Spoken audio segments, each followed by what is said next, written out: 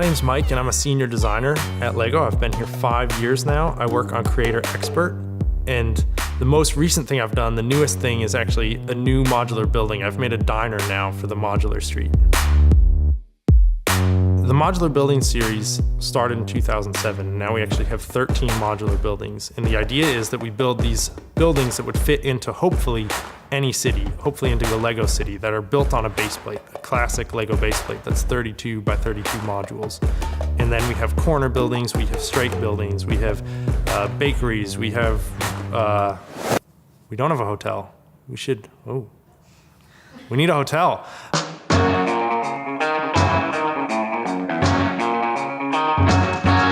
We actually originally started with the concept of a car dealership because we thought, not only can we get this fun Art Deco architectural style, but then we can also include cars, which is always fun to include vehicles in the modular street. So we started with the car dealership and it just wasn't quite working out. And then I don't even remember where it came from. It might have been Carl, one of my coworkers, who just said, what if we just made it a diner instead of a car dealership? And essentially that's how we got to the final model. My name is Carl and I'm a LEGO designer. Not a senior designer like Mike, just a regular designer. And I've been working at LEGO for about 3.5 years now. So what I usually do is if I have an idea for something that Mike's working on, then I go to his desk and then I just take stuff off his desk and hide it from him so then he can't do his work.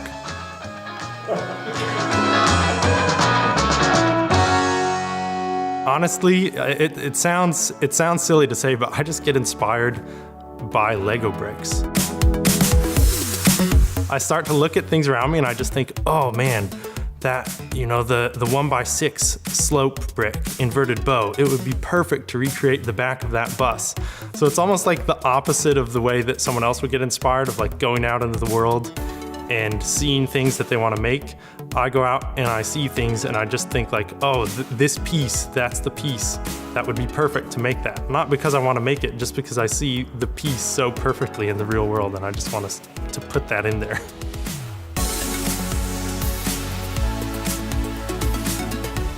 I have a bachelor's degree in mechanical engineering, and I really got into that just because I love math. But that's also one of the reasons I love to play with LEGO, because I just find there's so many cool geometries and combinations of bricks that you can make. Mike is a very special mind. Some might say that he had a very long brain, and he can think about things in a way that most people can't, like triangles. I'm really good at triangles, and it sounds silly, but LEGO is made of squares, right? And so if you want to make something at an angle, which just makes everything look so much more dynamic when you can build something at an angle instead of just straight, always in the grid. I think a lot of coworkers come by and they're asking me, hey, how could I get something to sit at this angle? Or is this triangle that I built, is that okay? Or is it stressing the elements too much? So yeah, I just love doing geometry.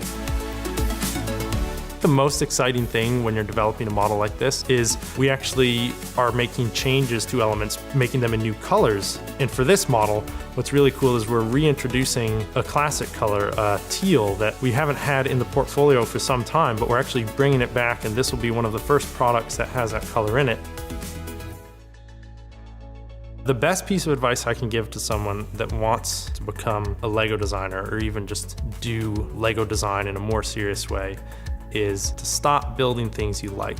I remember someone asking me, it was a radar or something that they wanted me to build, and I just thought, that sounds so boring. And even though it wasn't something I was interested in, it was really fun to build, and it was really fun to see their reaction to this thing that I had built for them. So my advice is, if you want to be a LEGO designer and you like building with LEGO, go out and ask your mom, or ask your wife, or your husband, or your dad, or your friend, what they want you to build, and try to find the thing that you'd least want to build and build that. And if you enjoy that, then I think you're ready to be a designer.